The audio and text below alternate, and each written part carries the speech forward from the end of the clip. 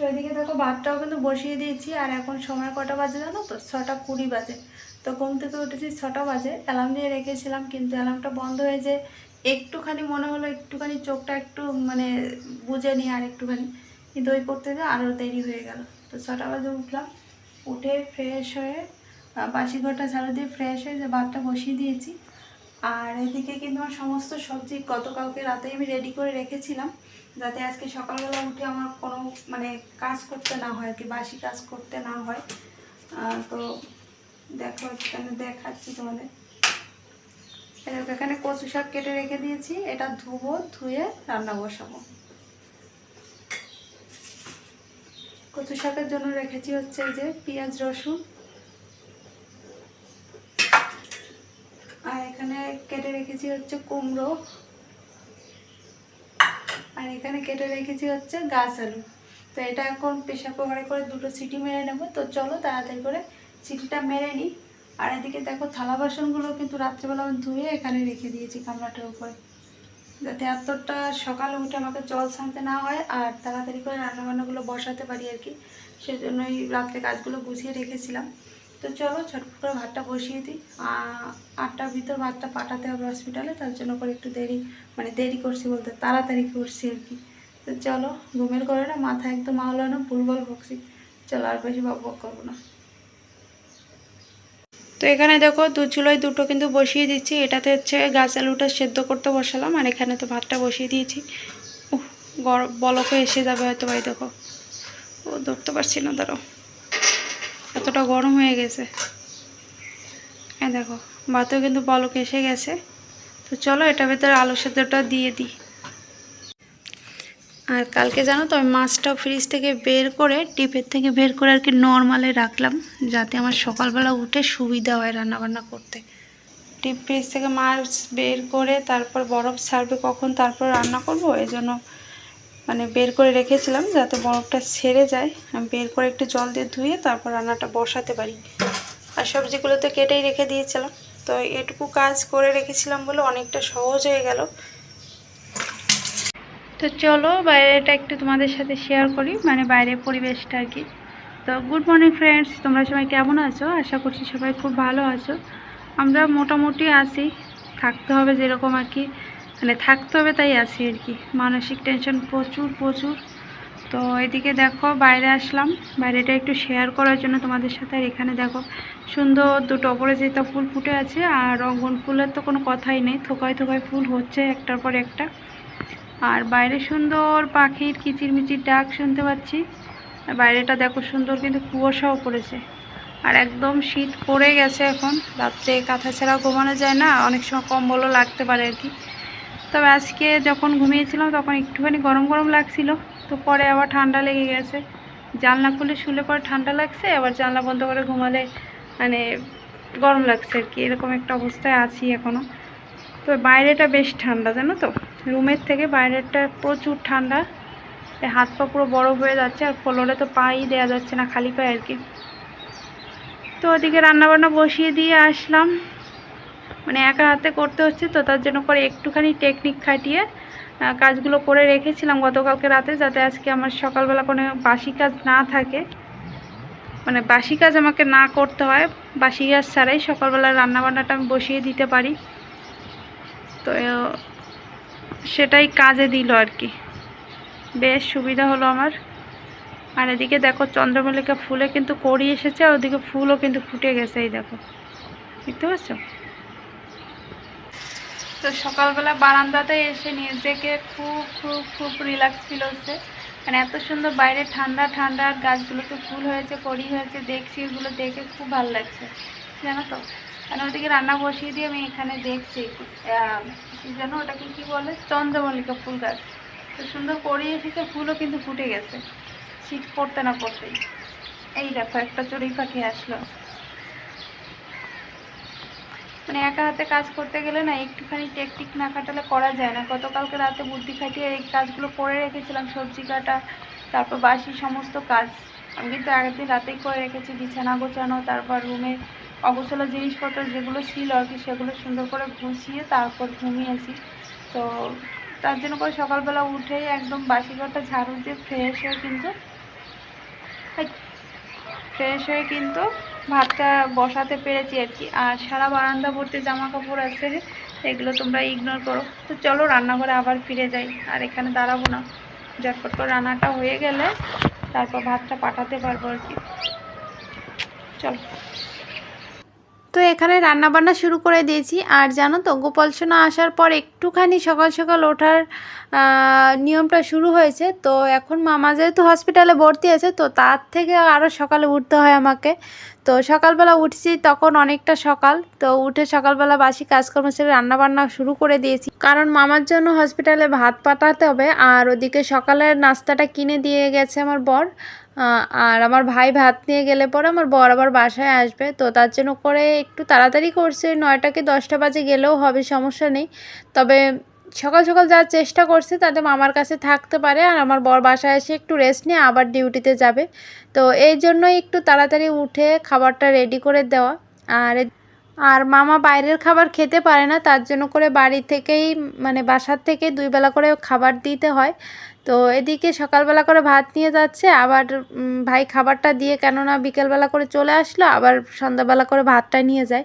তো এভাবেই যাচ্ছে, দুজনে ব্যালেন্স করে চলছে। যেহেতু আমার বরের ডিউটি আছে, ও সবসময় থাকতে পারে না, তবে যে সময় যেভাবে হয় ম্যানেজ করে নেয়, ওভাবেই চলছে। তো চলো রান্নাবান্নাগুলো কমপ্লিট করে নিই।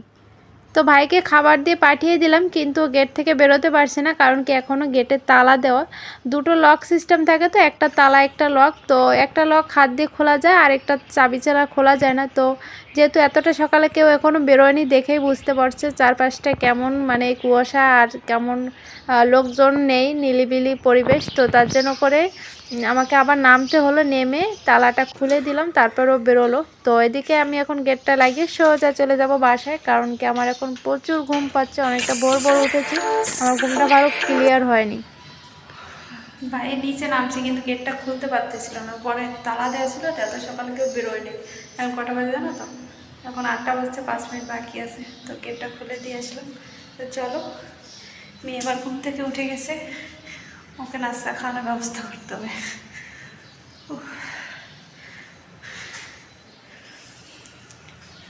এমনিতে সকালবেলা কোনো শরীরের শক্তি জোর কিছুই পাওয়া যায় না, গলার ভয়েসই বেরোচ্ছে না এরকম। তার ভিতর থেকে আবার সকালবেলা উঠে রান্নাবান্না করলাম, আবার নিচে নামলাম সিঁড়ি ভেঙে। তো চলো, ঘন নিঃশ্বাস উঠে যাচ্ছে। তো নিচের থেকে এসে দেখলাম মেয়েও ঘুম থেকে উঠে পড়েছে, আর ওকে তো নাস্তা খাওয়াতে হবে। তো ভাবলাম কি সকালের নাস্তাটা খাইয়ে তারপরে একবার একটুখানি রেস্ট নিই। আর সকালবেলা করেছি হচ্ছে ডিম টোস্ট করলাম ওর জন্য, আর আমি খাবো একটু অন্য কিছু, সেটা পরে তোমাদের দেখাবো, বা যদি শেয়ার করতে পারি তো শেয়ার করবো। তো চলো এটা মেয়েকে এখন দিয়ে দিই, ওকে নাস্তা করে তারপর একদম রিল্যাক্স মোডে একটুখানি তো বলেছিলাম একটুখানি রেস্ট নেব, সেটা আর হলো না। যাই হোক, ভাই তো সকালে দুপুরে খাবারটা নিয়ে গেছে, তো বর আবার বাসায় আসছে। তো বললো যে আমি যেহেতু দুপুরে অফিসে যাব, তো রাতের বেলা করে একবারে খাবারটা নিয়ে গেলে পরে ভাইকে আর বারবার করে আসতে হবে না, তাহলে ও রাতটা ওখানে থাকলো, সকালবেলা করে পরের দিন বাসায় আসতে পারবে। তো তার জন্য করে আমি আবার দেখো 10টার দিকে আবার রান্না কিন্তু বসিয়ে দিয়েছি। আর আজকে রান্না হয়েছে একটু অন্যরকম বলতে কি, এখানে 4 পদের রান্না হয়েছে। কচু রান্না করেছি, আলু দিয়ে কচু দিয়ে রুই মাছ দিয়ে করেছি। আর হচ্ছে এখানে একটা জিনিস আছে, সেটা হচ্ছে অনেক দিন পর খাচ্ছি, অনেক দিন আগে ছোটোবেলায় প্রচুর খেয়েছি, আমাদের যখন চিংড়ি মাছ চাষ হতো তখন অনেক খেয়েছি, কিন্তু অনেক দিন পর আবার খাবো। এটা হচ্ছে ঘিলু। আর এখনকার দিনে এই খাবারটার অনেক দাম, অনেক মূল্যবান একটা খাবার, প্রচুর দাম, এখন 400 টাকা নাকি কেজি। তো এক সময় তো অহরহ পাওয়া গেছে, এখন পাওয়া যায় না, তার জন্য দামটাও অনেকটা। আর এদিকে রান্না করেছিলাম হচ্ছে ডাঁটা শাক দিয়ে রুই মাছ দিয়ে তরকারি। আর এই ঘিলুটা না আমার বোন কিনে এনেছিল, খেয়ে আমাদের জন্য একটুখানি রেখেছিল, যেহেতু ভাই আসলে পরে আমাদের যাওয়ার কথা ছিল এই 24-25 তারিখে আর কি, নভেম্বরে। তো তার জন্য করে রেখে দিয়েছিল যে দিদি আর অনুশ্রী ওরা আসলে পরে একসাথে আবার খাবো। তো যেহেতু আমি যেতে পারছি না, তো তার জন্য করে আবার ভাইকে দিয়ে পাঠিয়ে দিল। আর এদিকে দেখো বাইরের অবস্থাটা, এখন কিন্তু ওই 10টা সাড়ে 10টা বাজে আর কি। তো তারপরও বাইরের আকাশটা দেখে বুঝতে পারছো, বা পরিবেশটা দেখে বুঝতে পারছো কতটা কুয়াশাচ্ছন্ন। তো শীত যেহেতু পড়ে গেছে, আর শীতের শুরু হয়ে গেছে বা শীত চলছে, তো তার জন্য করে এরকম আবহাওয়া হঠাৎ, মানে শীতের শুরুতে এরকমটা হবে বুঝতে পারিনি। তো বেশ ভালোই কুয়াশা পড়ছে বা ঠান্ডা পড়ছে। তো সকালবেলা করে দেখো কিছু জামা কাপড় নিয়ে এসেছি, গতকালকে শার্ট প্যান্ট কাচা হয়েছিল বরের আর ভাইয়ের। তো যেহেতু রোদ ওঠে না এখন আপাতত কয়েকদিন ধরে না কেমন মেঘনা মেঘনা তারপর কুয়াশা থাকে, তার জন্য করে রোদটা ভালো মতো পায় না আর শার্ট প্যান্টগুলো শুকায়নি। তো যার জন্য করে এখন সকালবেলা দেখলাম একটু হালকা পাতলা রোদ বেরিয়েছে, তো ছাদে দিয়ে আসলে পরে তাড়াতাড়ি করে শুকিয়ে যাবে। জলটা যেহেতু ঝরে গেছে তো বেশি একটা সময় লাগবে না। তো মেলে দিলাম ছাদে। আর এদিকে দেখো কিছু শস্য দানা ফেলেছিলাম, সেখান থেকে কত সুন্দর চারা হয়েছে আর এতটা সুন্দর লাগছে দেখে, মানে মন প্রাণ পুরো জুড়িয়ে গেল। নিজে হাতে করে গাছ লাগালে সেখান থেকে একটু একটু করে বড় হয় বা ফুল বা ফল দেয়, সে এক অন্যরকম মানে আনন্দ। তো এই শাকগুলো কবে তোলা হবে সেটা পরে তোমাদের সাথে একদিন শেয়ার করব, যেদিন তুলবো তো ওই দিন তোমাদের সাথে অবশ্যই শেয়ার করব। আর এখানে দেখো দিদি আবার লাউ গাছ লাগিয়েছে আর সাথে রয়েছে একটা কুমড়ো গাছ, এখান থেকে কিন্তু আমরা একটা কুমড়োও খেয়েছি, সে কুমড়োটাও তোমরা দেখেছো। তো তারপরে চলে আসলাম বাসায়।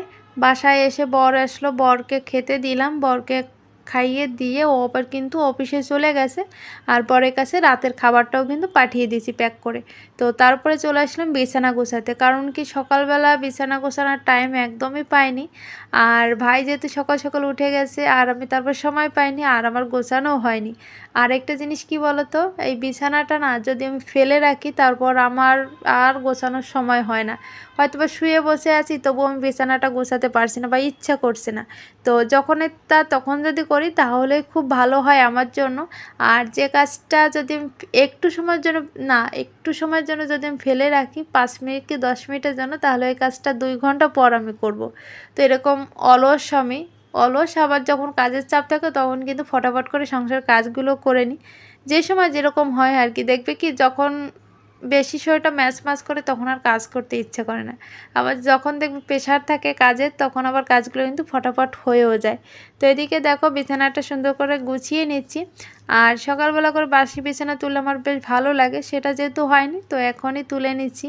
আর মেয়ে তো ওদিকে ঘুরঘুর করছে রুমের ভিতর বসে। আর একটা টেনশন কাজ করছে মামাকে নিয়ে, সেটা হচ্ছে মামা যেহেতু 3-4 দিন হসপিটালে ভর্তি আছে, বড় ধরনের একটা পরীক্ষা করা হবে এনজিওগ্রাম। তো ওটা করালে পরে একটা সিদ্ধান্ত নিতে পারবো বা মামার শরীরে কি সমস্যা হচ্ছে, মেইন কি সমস্যা সেটা জানতে পারবো। মামার আসলে কি হয়েছে বলো তো, একটা মিনি অ্যাটাক হয়েছে। তো মিনি অ্যাটাক হওয়ার পরে এখন ডক্টর দেখানোর পরে বললো যে ওনাকে সিসিউতে ভর্তি করে তারপর ট্রিটমেন্ট নিতে হবে। তো সেটা করলে ওনার শরীরের জন্য খুব ভালো। আর ওনার হার্টে কোনো সমস্যা আছে কি না বা ব্লক আছে কি না সেটা জানতে হলে আমাদের এনজিওগ্রাম করাতে হবে। তো এনজিওগ্রাম করালে পরে আমরা শিওর হতে পারবো যে ওনার হার্টে কোনো ব্লক আছে কি না। তো সেটার একটা টেনশন কাজ করছে আর মামা তো প্রচণ্ড ভয় পাচ্ছে যে কি হবে কি হবে না। তো ঠাকুর ভরসা, ঠাকুর যেন মুখ তুলে তাকায় যাতে কোনো বড় ধরনের সমস্যার সম্মুখীন হতে না হয়।